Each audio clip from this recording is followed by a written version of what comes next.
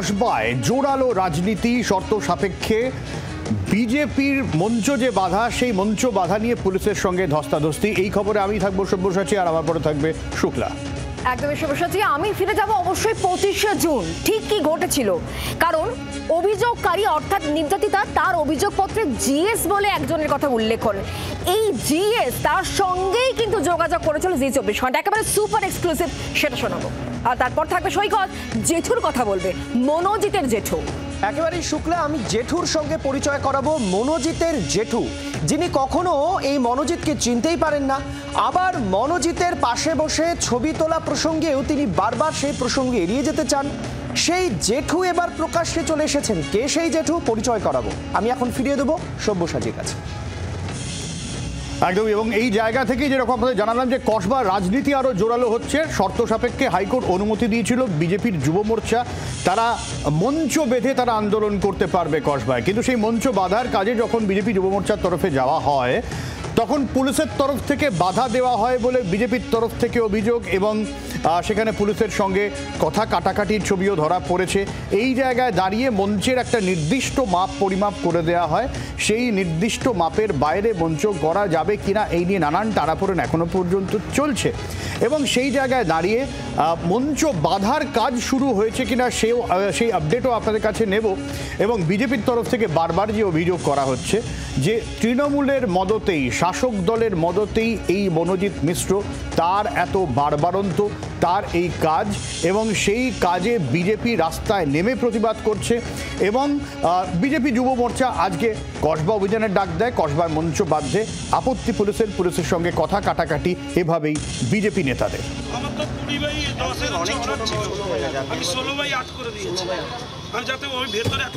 এই কথা কাটাকাটির পর এখন কি পরিস্থিতি জানবো। বিক্রম রয়েছেন আমাদের সঙ্গে, আমাদের প্রতিনিধি সরাসরি। বিক্রম, আমি 5টার মধ্যে শেষ করব, প্লিজ আমি রিকোয়েস্ট করছি।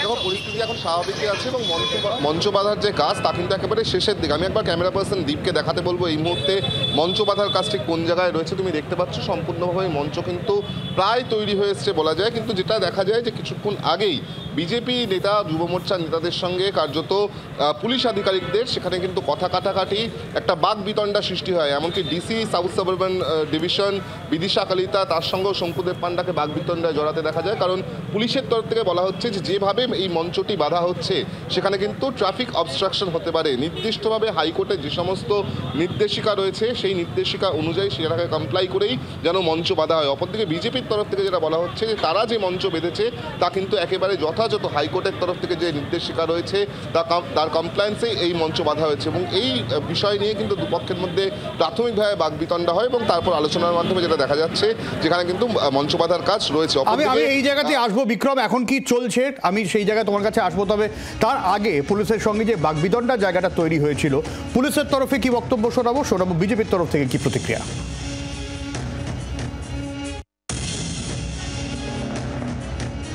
প্রথমে হাইকোর্টের অর্ডারে ছিল না, যেটা হাইকোর্টের অর্ডারে যেভাবে লেখা আছে আমরা ওটাই ওদের সঙ্গে আমরা নেগোশিয়েট করছি যে what ever is written in the high court order those order should be follow. হাইকোর্টের যে অর্ডারে আছে ওটাই ফলো হবে, ওটার থেকে যাতে কিছু এদিক ওইদিক না হয় ওটাই আমরা ওদেরকে কনভে করেছি। পুলিশ বলছে 2 ইঞ্চি কমাতে হবে, 4 ইঞ্চি বাড়াতে হবে। আচ্ছা, মিটিংয়ের কালকে ফর্মাল কোর্ট অর্ডার দিয়ে দিল, তাতে কোর্টে ওরা অ্যাডমিট করে নিল।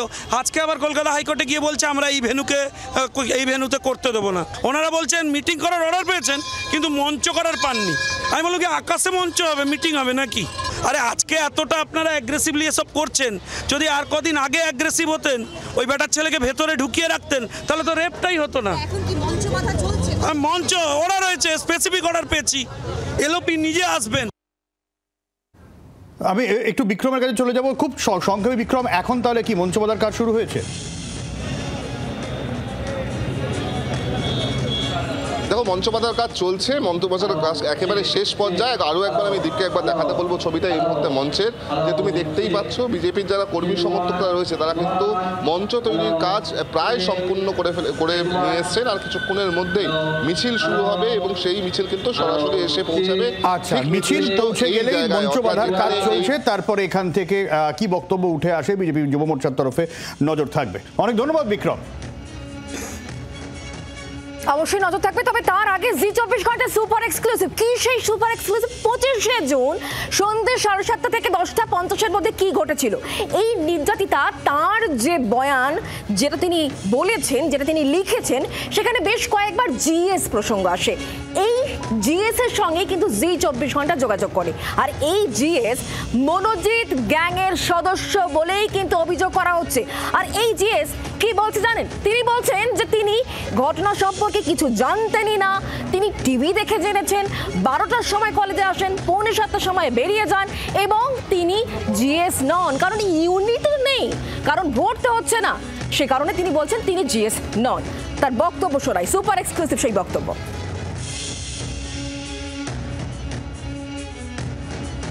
সেদিন আপনি একটু তাড়াতাড়ি বেরিয়ে গিয়েছিলেন আপনার কাজ আছে বলে, মানে সেটা কি কোনো কাজ ছিল বলে, না মনোজিৎরা আপনাকে চলে যেতে বলেছিল? না না, আমার কাজ ছিল বলে আমি অনেক আগেই বেরিয়ে এসেছি। বিকেল 4 ঘটনার দিনকে বিকেল 4টের সময় মেয়েটির কমপ্লেন লেটারে লেখা আছে আপনি এবং মেয়েটি ফিরে যাচ্ছিলেন, তারপরে আবার আপনারা ইউনিয়ন রুমে ফিরে গেলেন। তখন আবার কেন ফিরে গেলেন আপনারা? না না, এরকম তো কিছু হয়নি। আচ্ছা, আর সেই দিন মানে ঘটনার আগে পর্যন্ত কি কিছু বুঝতে পেরেছিলেন যেটা কোনো প্ল্যান বা মনোজিৎরা এরকম কিছু করতে পারে? কারণ ওদের এগেনস্টে তো অনেক অ্যালিগেশন আসছে, এগুলো সম্পর্কে আপনারা কিছু জানতেন? না না না। মেয়েটি কি আপনাকে কিছু জানিয়েছিল পরদিন বা কিছু? না, আমি তো নিজেই জানলাম নিউজ চ্যানেল দেখে শুক্রবার। সেই ছাত্রীর বক্তব্য শুনলেন, কোট আনকোট যাকে জিএস বলা হচ্ছে, এই অভিযোগটা রয়েছে। তিনি বলছেন তিনি জিএস নন, তিনি কলেজে আসেন, পরবর্তী সময় তিনি কলেজ থেকে বেরিয়ে যান, এই বিষয় সম্পর্কে ঘুণাক্ষরে তিনি জানতেন না, এবং তিনি দাবি করছেন যে তিনি জিএস নন, কারণ কলেজে এখনো কোনো নির্বাচন হয়নি, তাই কোনো ইউনিটি নেই। তার সেই বক্তব্য শোনাই।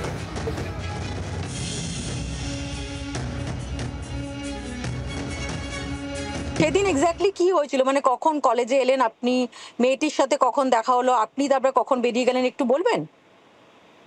আমি 12টার সময় কলেজে ঢুকেছি, 12টা নাগাদ, আর তারপরে 6:45 নাগাদ বেরিয়ে গেছি। তার মাঝখানে কি হলো?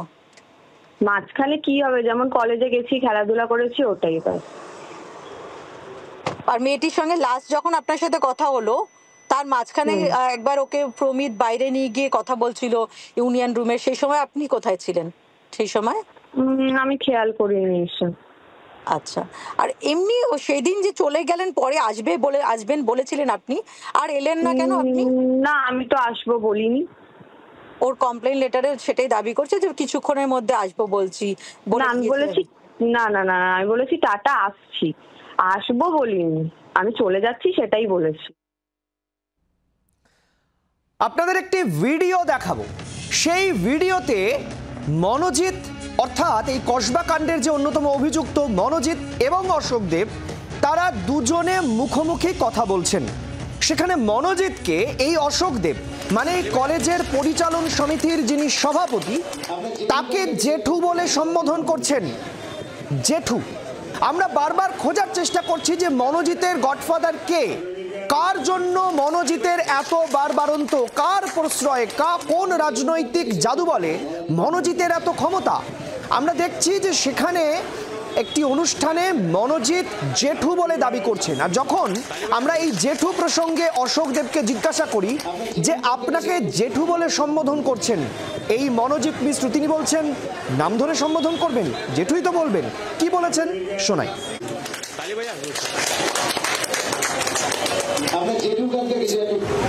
নাম ধরে ডাকবেন আমাকে, বলতেই পারে, ও একা বলবে।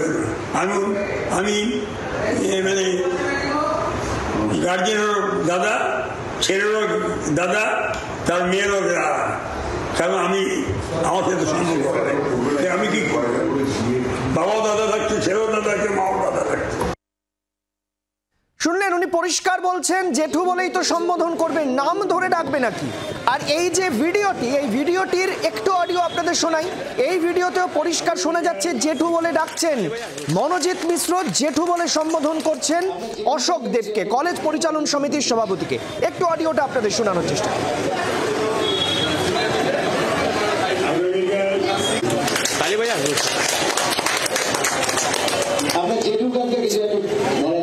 শুনলেন, পরিষ্কার জেঠু বলছেন। আর এবার সজল ঘোষ কি বলছেন এই জেঠু প্রসঙ্গে, শুনুন। সমস্ত রকম দুর্নীতিগ্রস্ত, সমস্ত রকম দুষ্কৃতি, সমস্ত রকমের অপরাধীরা এখন তৃণমূল পরিবারের। হ্যাঁ, কারোর কেউ কাকু, কেউ জেঠু, কেউ ভাইপো, কেউ পিসি। তো স্বাভাবিকভাবে জেঠু বলে অশোকদেবকে ডাকবে না, তো ডাকবে আপনাকে ডাকবে। দ্বিতীয় কথা হচ্ছে এই জেঠু, ভাইপো, পিসি, কাকি এগুলো একটা আমাদের পবিত্র সম্পর্কের বন্ধনের নাম। এই তৃণমূল এই বন্ধনকে, এই সম্পর্ককে একেবারে ধূলিসাৎ করে দিয়েছে, ব্যঙ্গাত্মে পরিণত করে দিয়েছে। কলেজ পরিচালন সমিতির সভাপতি অশোক দেবের পাশে দাঁড়িয়েছেন বরানগরের তৃণমূল কংগ্রেসের বিধায়ক সায়ন্তিকা বন্দ্যোপাধ্যায়। তিনি বলছেন, কান মূল্যে কি কারোর পেটের কথা জানা যায়? তৃণমূল নেতা এই মনোজিৎ মিশ্র, তাকে অস্থায়ী শিক্ষাকর্মী পদে কে চাকরি দিল? খোঁজা হচ্ছে তার নাম। কিন্তু অশোক বাবুর পাশে দাঁড়িয়ে পরিষ্কার বলছেন সায়ন্তিকা বন্দ্যোপাধ্যায় যে তৃণমূল কর্মীরা কি অশিক্ষিত নাকি? তৃণমূল করলে কি চাকরি দেওয়া যাবে না? কি বলছেন সায়ন্তিকা, শোনাবো। তৃণমূল কংগ্রেস কেউ করে বলে তো সে আর অশিক্ষিত না, যে সে কাজ করতে পারবে না কোথাও, তাকে অ্যাপয়েন্টমেন্ট দেওয়া যাবে না সেটা তো নয়। বাট এই কলেজের ক্ষেত্রে জিবি বডি মেম্বার্সরা যারা আছেন, প্রেসিডেন্ট আমাদের অশোক দা, তিনিও বলেছেন। তো এই বিষয়ে আমি তো সেই কলেজের জিবি মেম্বার নই, তো আমি এই বিষয়ে বক্তব্য রাখতে পারবো না। কিন্তু হ্যাঁ, অ্যাপয়েন্টমেন্ট যে কারোরই, সে যদি ক্রেডিবল থাকে অ্যাপয়েন্টমেন্ট হতেই পারে। তৃণমূল কংগ্রেস করে বলে যে সে অশিক্ষিত সেটা তো না। ডেফিনেটলি অ্যাপয়েন্টমেন্ট কেন হয়েছে, কি হয়েছে সেটা জিবি বলতে পারবে। কিন্তু তৃণমূল কংগ্রেস করে বলেই তাকে অ্যাপয়েন্টমেন্ট দেওয়া যাবে না, এই কথাটা আমি সম্বোধন করি না। তৃণমূল কংগ্রেস বলে কেউ অশিক্ষিত না, এইটুকুটা বলতে পারি। তৃণমূল আর এবার বঙ্গ বিজেপিতে শ্রমিক জমানা। রাজ্য সভাপতি হচ্ছেন বিজেপির শ্রমিক ভট্টাচার্য। জি24 ঘন্টা আগে এই খবর দেখিয়েছিল যে শ্রমিক ভট্টাচার্যের নাম রয়েছে বিজেপির রাজ্য সভাপতি পদে। সেই জি24 ঘন্টার খবরেই শিলমোহর।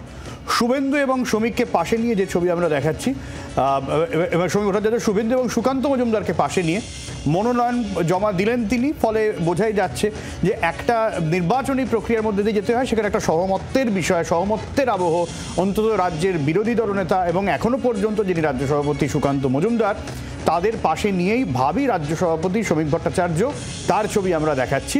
আর এদিন শ্রমিকের কাছে জেপি নাড্ডার ফোন এসেছে বলে সূত্রের খবর। কি বলেছেন শ্রমিক ভট্টাচার্য শোনাই। সুনীল বানসালকে সঙ্গে নিয়ে ফিরেছেন তিনি কলকাতা। তারপর সভাপতি তো একটা বহমানতা, কন্টিনিউটি, এটা টিম গেম। সংঘবদ্ধভাবে পশ্চিমবঙ্গের বিজেপি লড়াই করবে। যারা নতুন অধ্যাবসায়, ধৈর্য, দলের সঙ্গে সততা, সেটার কোনো একটা জায়গায় ফল পাচ্ছে। দল থেকে ফল পেয়েছি বা দল থেকে ফল পাওয়া যায় আমার জানা নেই। আমার জানা আছে বাজারে ফল পাওয়া যায়। সবুরে মেয়া ফলে, তাহলে সবুরে মেয়া ফলে কিনা বলতে পারবো না আমি, কারণ আমি তো মেয়র জন্য বিজেপিতে আসিনি। 42 বছর আগে যখন এই দলটা করতে শুরু করেছিলাম তখন এটা অপ্রাসঙ্গিক ছিল। আমার সঙ্গে অনেকেই ছিলেন, তারাও আজকে আছেন। বহু পুরনো লোক দেখবেন আজকে এসেছেন।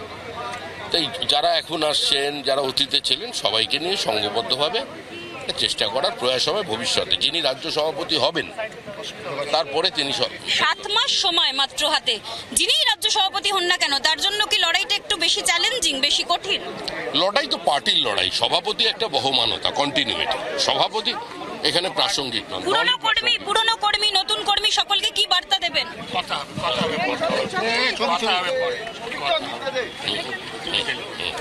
বার্তা কি দেবেন? নতুন পুরনো সব রকমের কর্মীদের কি বার্তা দেবেন?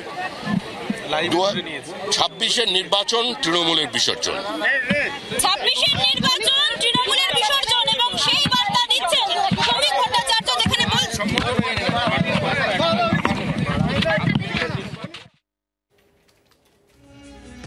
26-এর নির্বাচনের আগে এই মুহূর্তে সমস্ত ইস্যুগুলোকে সামনে রেখে কিন্তু বিজেপি আটঘাট মেরে নামছে। কারণ 20 জুন আপনারা জানেন মহেশতলায় সুকান্ত মজুমদারকে আটকানো হয়, হামলা চালানো হয়, এমনই অভিযোগ হয়েছিল। আর এরপর সুকান্ত মজুমদার তিনি অভিযোগ করেন, তিনি চিঠি লেখেন লোকসভা স্পিকার ওম বিড়লার কাছে, এবং ওম বিড়লার নির্দেশ অনুযায়ী রিপোর্ট তলব করা হয়েছে। আগামী 15 দিনের মধ্যেই কিন্তু রাজ্য সরকারের কাছ থেকে রিপোর্ট চাওয়া হয়েছে, কারণ যেভাবে তিনি বাধার মুখে পড়েন, হামলার অভিযোগ তিনি করেছেন, আর তারপরই তার এই চিঠি।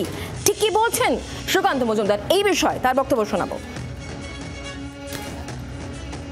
যতদূর আমার কাছে চিঠি এসেছে এবং আমি যতদূর জানতে পেরেছি, প্রিভিলেজ যেহেতু এরা প্রিভিলেজকে ব্রিচ করেছে, অর্থাৎ একজন সাংসদ হিসেবে আমার যে দায়িত্ব বা আমার যে অধিকার, সেই অধিকারকে এরা ব্রিচ করেছে, অর্থাৎ অধিকারকে পালন করেনি। কারণ আমি একজন কেন্দ্রীয় মন্ত্রী এবং আমি বজবজে আমার যে কর্মীকে মারা হয়েছিল আমি তাকে দেখতে গেছিলাম, কোনো আন্দোলন করতেও যাইনি, এবং সেটা আমি পুলিশকে যথারীতি চিঠি লিখে মেল করে জানিয়ে গেছি।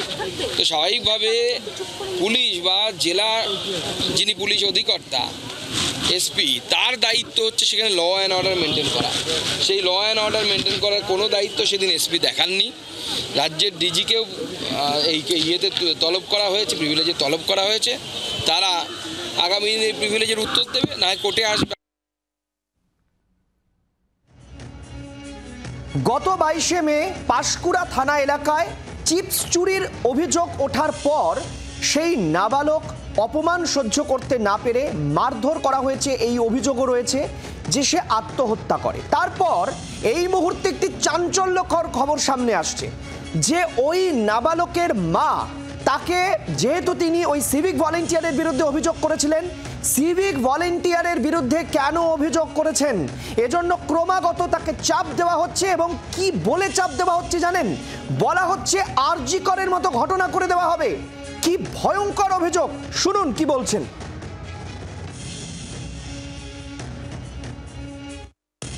থানাতে এসেছিলাম, আমাদের বাড়িতে পাশের বাড়ি পুলক গোস্বামী আর অল ফ্যামিলি সবাই এসেছিল, এসে হুমকি দিয়ে গেছে যে আমার যে সন্তান মারা গেছে কেস করেছিলাম, তার কেসের জন্য কেস তোলার জন্য হুমকি দিয়েছে ওরা।